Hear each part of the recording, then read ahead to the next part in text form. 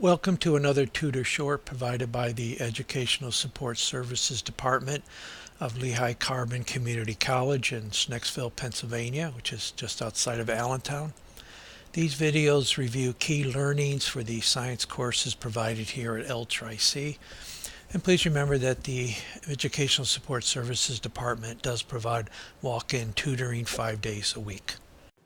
This video will review Newton's first law, which states that every object continues in its state of rest or of uniform velocity in a straight line as long as no net force acts upon it.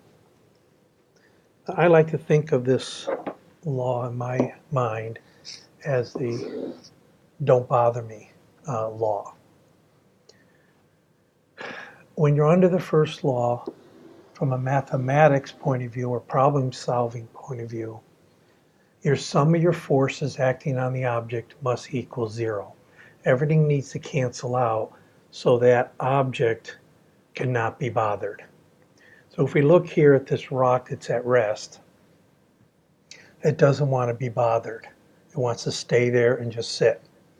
So if a force is applied onto this rock, in order for the first law to be applicable, there must be a counteracting force, equal and opposite, so that the forces cancel out to zero and your rock stays still.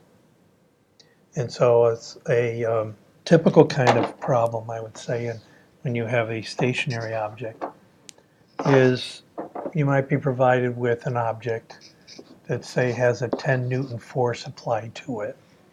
You might be asked, what must the friction force be? The force of friction. What must it be if the rock is under the first law? Well, you know, under the first law, the rock is not going to move. All the forces must cancel out. So if there's a 10 Newton force here from the left side, friction force, which typically you would show like this, but anyway, friction force must be equal and opposite to that 10 Newton force from the left. And so this will also be 10 newtons in the opposite direction in order for the first law to apply. So that's how you would work one in a stationary project or a problem. Now, in a moving situation, it's a little more complicated to think about. If I look at a bowling ball here on the left, you know, if I roll the ball, I'll say down a road, the ball is slowly going to slow down. And so there is probably some wind resistance going on. And again, there's some friction forces against that ball. And if the ball is rolling down the road by itself, there's no counteracting force over here to keep that ball rolling at a constant velocity in a straight line. And so you would not be under the first law conditions. The way this problem would be under the first law is if you said, oh, there's no wind, there's no friction on the road, and therefore you don't actually need any counteracting force. This ball will roll at a constant velocity in a straight line forever if there's no wind or friction forces acting on that ball. Now, what's typically done in a problem you may come across would be more the car problem I have here on the right, or the situation of a car driving. If this car is driving at 20 miles per hour at a nice constant speed in a straight line, then you must be under the first law. The velocity is not changing and your direction is not changing. So we know when a car is driving, well, there's obviously going to be some air resistance and there's also some friction on the road. So there are forces acting on that car that are trying to slow it down. So there must be some counteracting force over here that is maintaining the car at 20 miles per hour. And of course, in a car, we know that that force is being applied by the engine. The engine is applying a counteractive force in order to maintain that 20 miles per hour. The forces here all cancel each other out. So in this case, you know that this force green force that's applying over here has got to equal the force of the air plus the force of the friction being applied.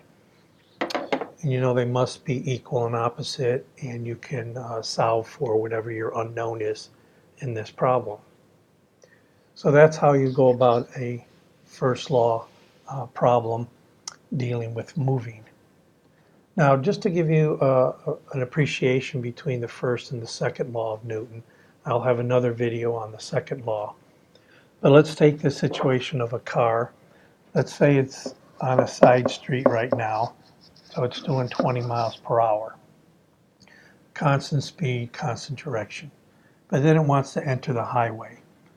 And when it enters the highway, it gets up to 60 miles per hour at a nice constant speed and direction. So when it's down here on the side road at 20 miles per hour, it's under the first law. It's going at a constant velocity and direction. And it's also under the first law when it's cruising at the highway at 60 miles per hour. However, in order to go from the 20 miles per hour to the 60, it had to accelerate.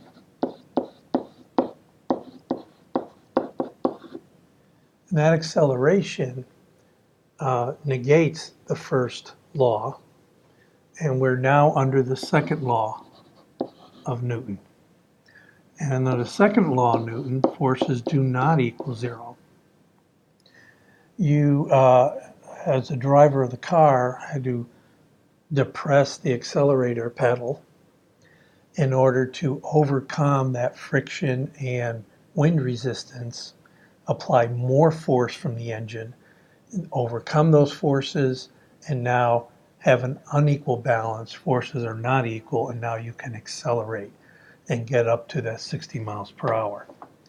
So in this situation, while you're cruising either at 20 or 60, you're under the first law, all your forces are equal to zero. But as you're accelerating, you're under the second law. Your forces are no longer equal to zero, and you're accelerating. So I hope that was helpful. Thank you.